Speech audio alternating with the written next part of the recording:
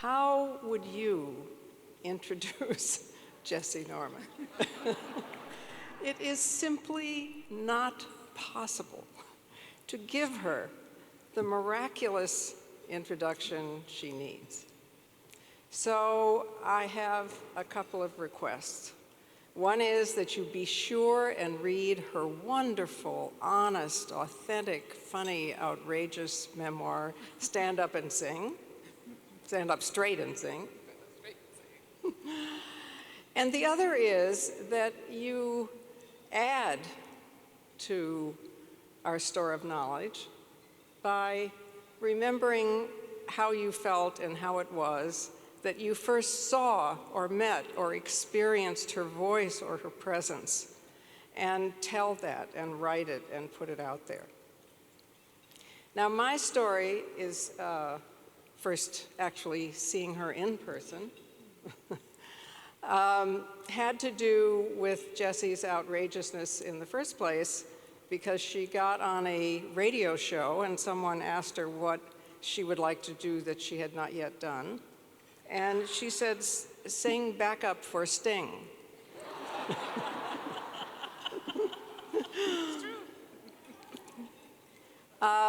And so who could resist that? So of course I was in the audience. And as I remember, all of the rock musicians on stage were men. I think they were all white men, no? Yeah. Right. And so Jessye's there singing backup. She wasn't doing this, but she was singing backup. And then they, of course, asked her to sing something solo. So she got toward the front of the stage because the mics were on a wire up here, right? So she had to get in front of the mics because her voice is so powerful. And I saw the entire Carnegie Hall audience, because this was a Sting kind of audience, hear the unamplified human voice for the first time. Those people will never be the same. So please tell your stories, because this woman is a miracle. She did not grow up in a world that expected her to be an opera singer. She became an opera singer. She did not grow up in a world of justice, but she loves justice. She, in everything she does, whether it is Balm and Gilead or Take Our Daughters to Work Day, is always there with her heart and her mind and her whole self. She is kind, and she stands up for us because she also stands up for herself. I really can't even think about anything that is worthy enough of Jessye, because she is the aristocracy of talent who doesn't behave like aristocracy, who still is one of us. And that is a true, true accomplishment. But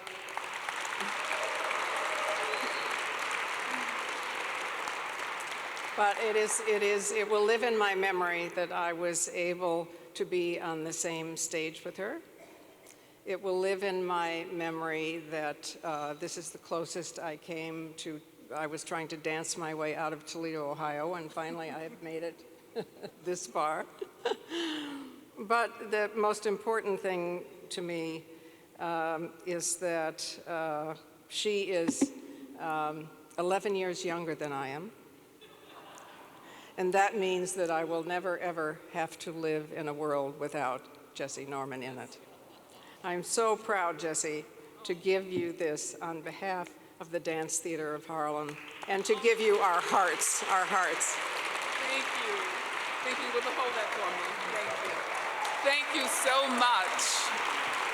Thank you, dancers from the school. Thank you, principal dancers. I am honored to have seen your movement to my songs. Thank you very much.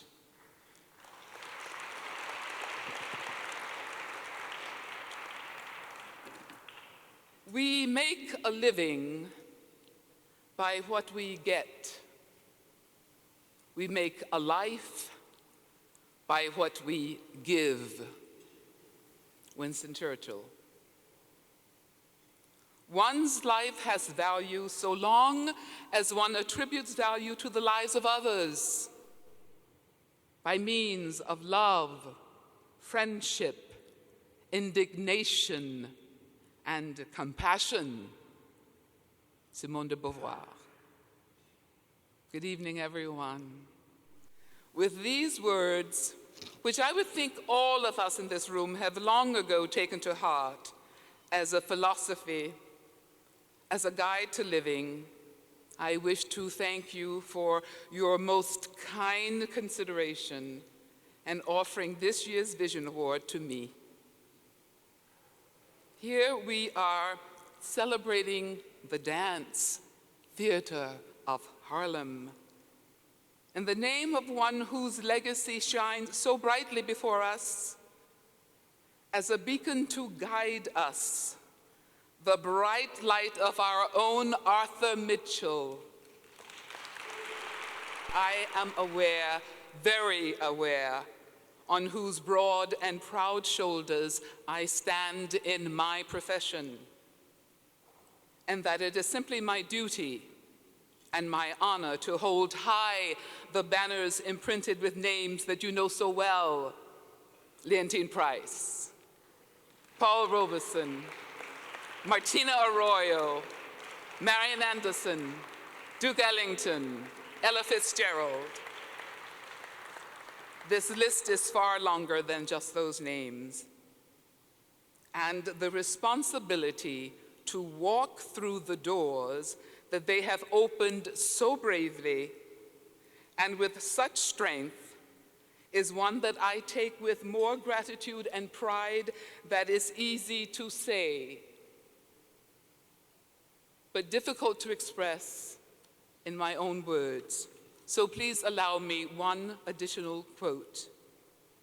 As this one makes my feelings for this evening very clear, the words of George Bernard Shaw.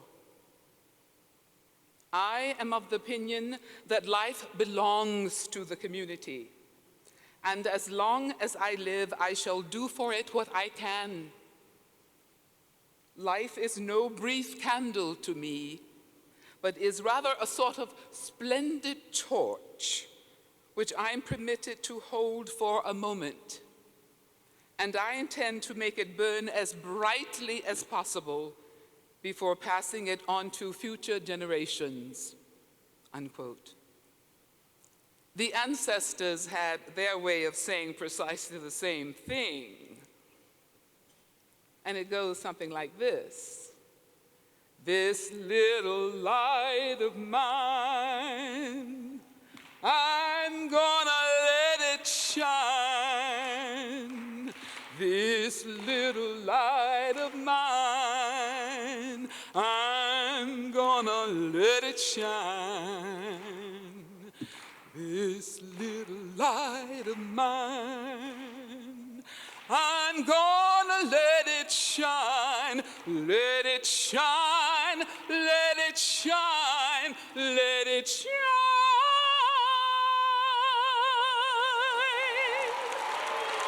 Thank you.